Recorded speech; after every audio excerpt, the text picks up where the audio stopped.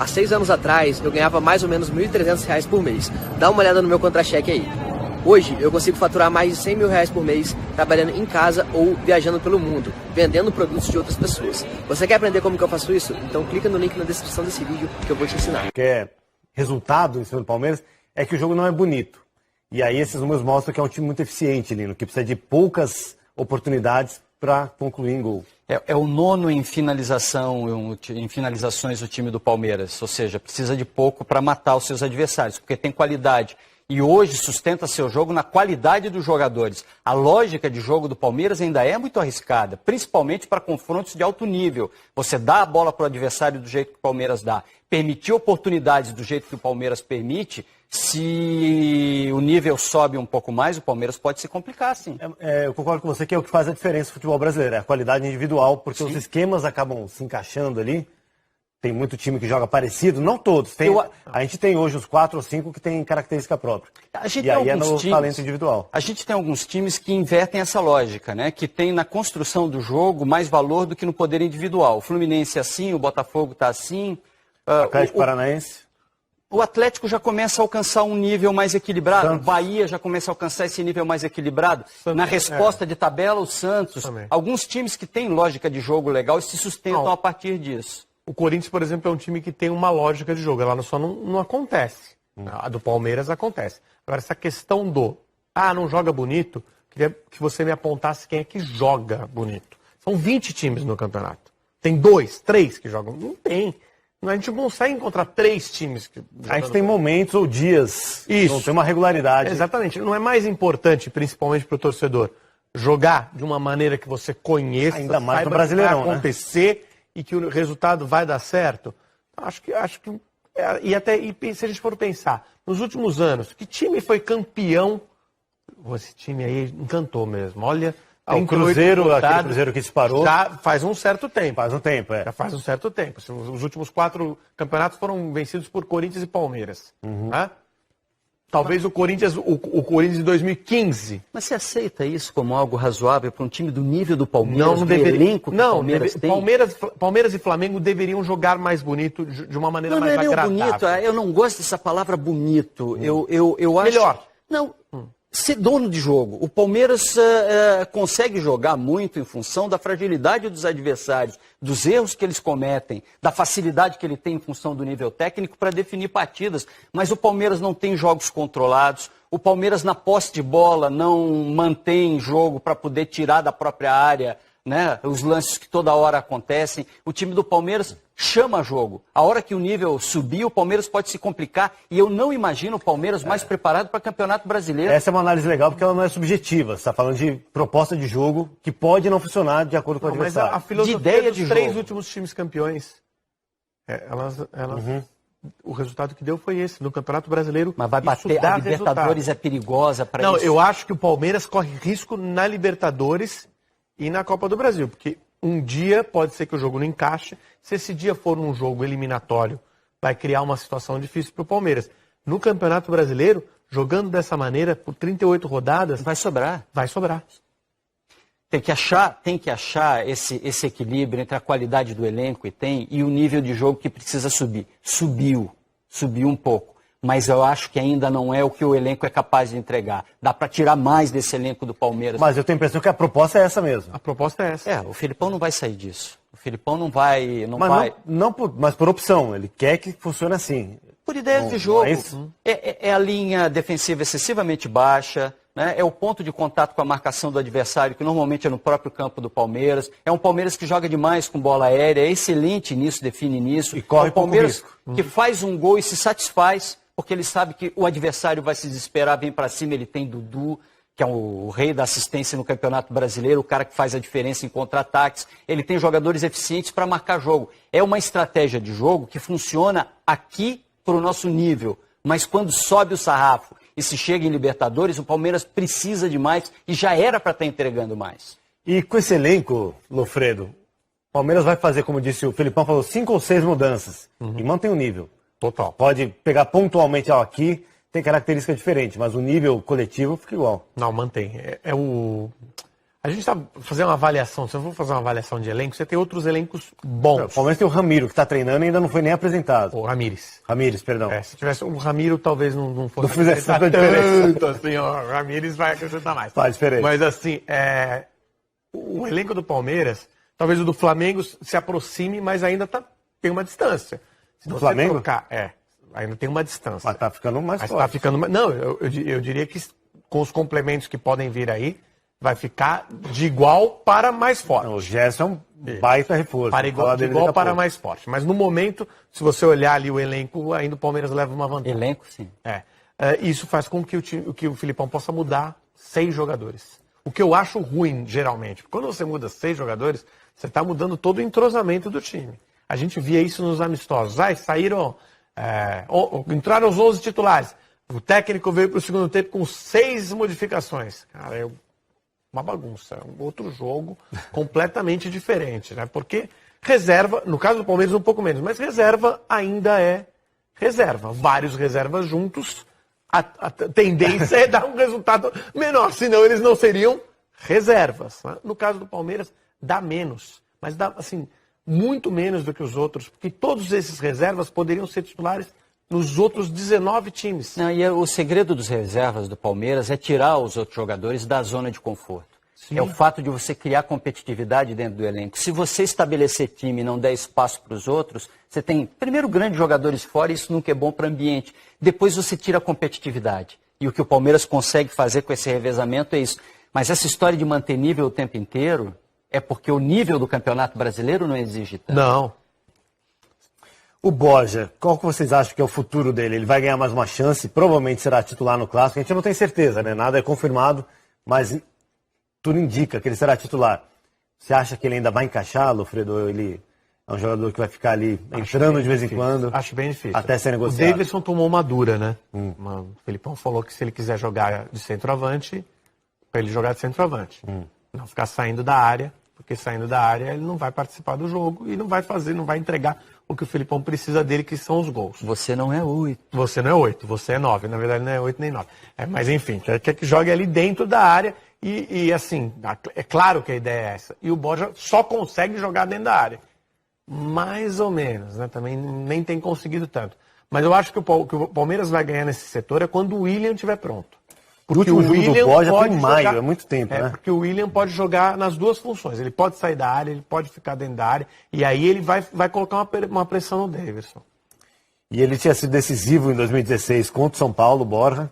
Volta num Clássico e tem peso maior pro camisa 9, Lino, marcar um gol em Clássico. O Palmeiras precisa fazer alguma coisa com o Borja. Negociar seria o ideal. Mesmo porque tem cláusula agora de acréscimo de grana que o Palmeiras precisa colocar. Mas negociar com um possível rival, assim, de Série A? Não, de preferência com o mercado externo. Com quem queira. É? Com quem queira. É, por pagar Também o que não o é Palmeiras assim. precisa. Não, Deve no mercado negociar brasileiro com quem? não tem. Com quem queira. É que imagina, você negocia o Borja com qualquer outro time da Série A. E aí contra o Palmeiras ele resolve marcar 2 Quantas gols. vezes isso acontece? Isso acontece Então, toda mas, hora. sim, a tal lei do ex. É. Mas aí vão achar, poxa, Palmeiras que não soube aproveitar o jogador, será? Não, mas o Palmeiras não é uma questão de negociar para dar rodagem ou para tirar do elenco e permitir ao atleta continuar a carreira. É grana mesmo. O Palmeiras precisa fazer dinheiro com ele, porque senão vai ter que gastar. E de preferência negociar para fora do Brasil. Então esse é o objetivo. Não deu, vai ter que ir usando. E também para poder vender tem que usar. Se você não estiver usando o cara, você não vai ter como vender. Então é uma administração de elenco e de presença do cara dentro do elenco complicada. Porque tem que botar na vitrine, tem que estar na prateleira. E essa escalação, se surgir, tem um pouco de cara disso, de prateleira, de botar o Borja de novo. Não, e eu acho que também tem uma pressão em cima do Davidson. Tipo, Aproveita para fazer. olha só, vai jogar, você é titular, tudo, mas eu tenho outro aqui que faz a função que eu quero que você faça. Então, se você não fizer, eu vou colocar o outro. E vocês não acham que o Palmeiras poderia ir com um time mais considerado titular, já que é um clássico?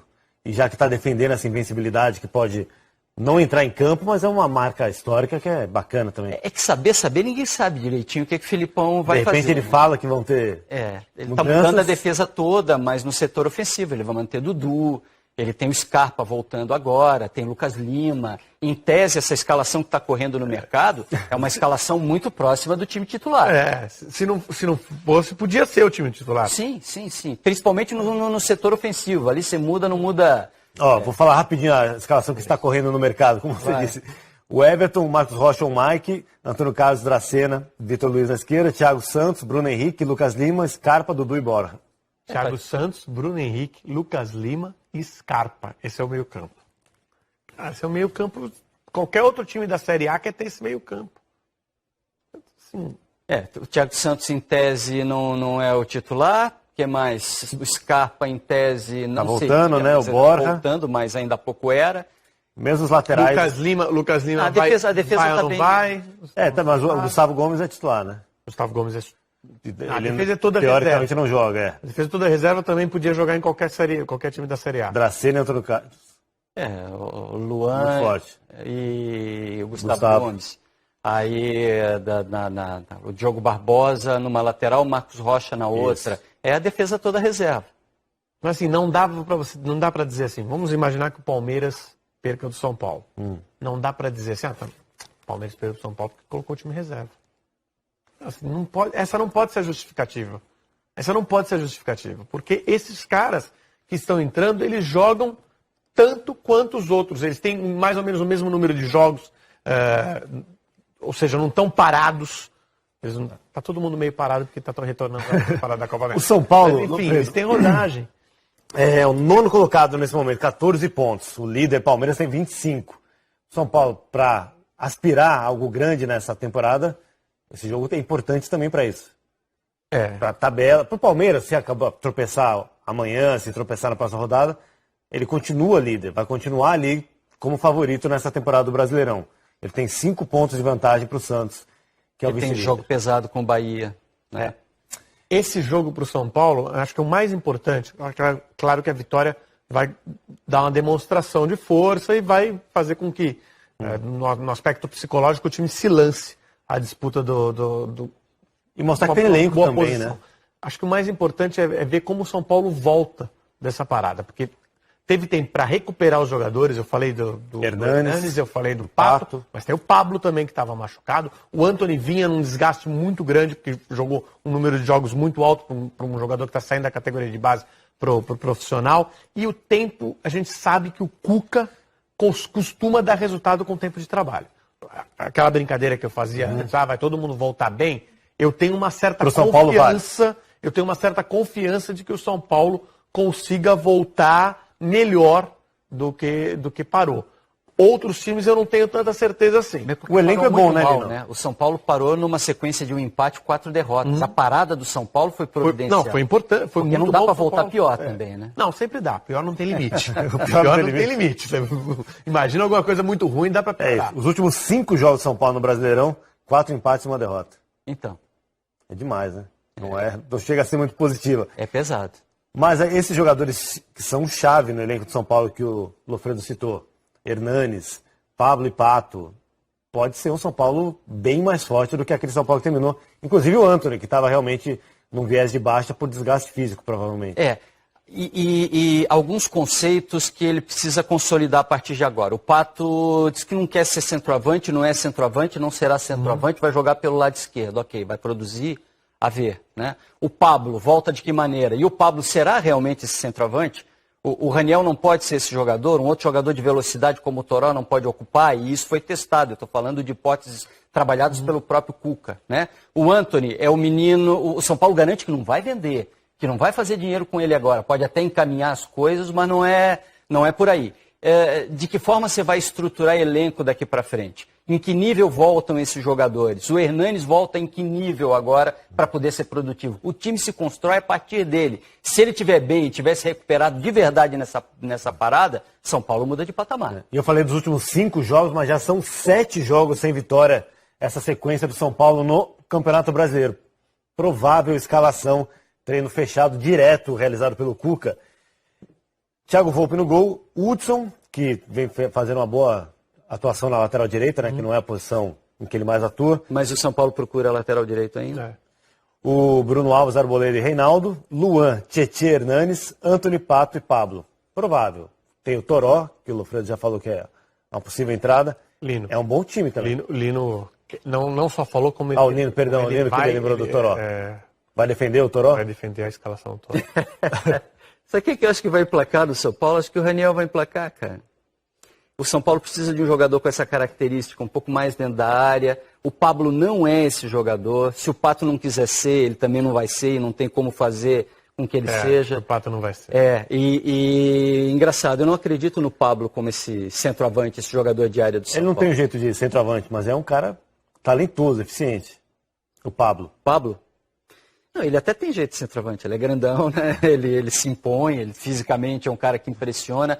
Mas é que eu vi muito o Pablo jogar no começo da carreira. E o Pablo era um cara que vinha pelo lado, tipo o Pato está querendo fazer agora. Vem pelo lado, define, aparece como um cara surpresa. Não é aquele jogador que vai ficar na área fazendo parede, protegendo o zagueiro. Ele tem que ter um jeito de jogar que se adapte ao futebol dele, senão ele vai trombar e não vai levar nada. Lofredo, contra o São Bernardo, o Raniel começou como titular no amistoso do São Paulo. Parece que agradou. Amistoso, pra mim, esses amistosos não significam nada. Nada mesmo. Eu acho assim, claro, eu entendo a necessidade de você fazer um outro amistoso, ou até um jogo treino, que eu acho até melhor. Acho que até para os jogadores é importante, né? Porque eles ficam jogando entre eles, time titular contra reserva, o time da base. Pode ser um jogo treino, não precisa ser necessariamente amistoso, vestir camisa de jogo. Porque aí tudo bem substituível, aí faz o que quiser. Não expulsa para valer. Se quiser 40 por 40, 35 por 35, faz o que quiser. Mas enfim, acho que tem a sua necessidade. Mas eu confio mais no dia a dia, aquele que a gente não vê, sabe? Que a gente não tem a menor ideia mais do que acontece. Pelo menos no amistoso também tem a gente consegue ver alguma coisa. Uma coisa do dia a dia que aconteceu legal foi que o São Paulo treinou agora à noite, né? Para poder se adaptar à iluminação que mudou no Morumbi, telão novo também, uma nova estrutura de luz e uma nova durante a noção de Copa espaço. América, né? E parece que o gramado tá bom. Alguns jogadores falaram de gramado um pouco seco, mas tá bem plano, bonito, tá bem cuidado. Deixa a bola rápida. Esse problema que o São Paulo tem de ter que fazer resultado também, isso pesa, né? O fato de só ter perdido clássico, de ter perdido para o Corinthians o clássico até agora do Campeonato Brasileiro e ter que fazer resultado agora dentro de casa. O torcedor ajuda, mas pressiona também. Uma pergunta um pouco tonta, mas estou me sentindo compelido a fazer. Essa hora pode? O Cuca, esse histórico recente dele com o Palmeiras, será que isso ajuda de alguma forma no trabalho dele no São Paulo para enfrentar o Palmeiras? Ele traz algum conhecimento ou já mudou tanto que... Não mudou tanto, assim. Mas acho que todo mundo conhece todo mundo agora. Não faz grande diferença mais. Assim, hoje em dia as informações são... Esse tempo existiu? Esse tempo existiu. Esse tempo existiu, mas já faz muito tempo. Também. Eu nunca gostei muito, né, de olhar jogar. Esse aqui já jogou lá naquele time. Ele pode trazer boas informações. Se não for um time da Coreia do Sul, da Rússia, alguma coisa... Não serve. Eu gosto quando tem um jogador que atuou no rival... Na 3 temporadas, às vezes fala o espião que tá contando bastidores. Só que não jogou com ninguém do time atual. Sábado à noite, balada cheia, ficar em casa é difícil. Outro rap, outro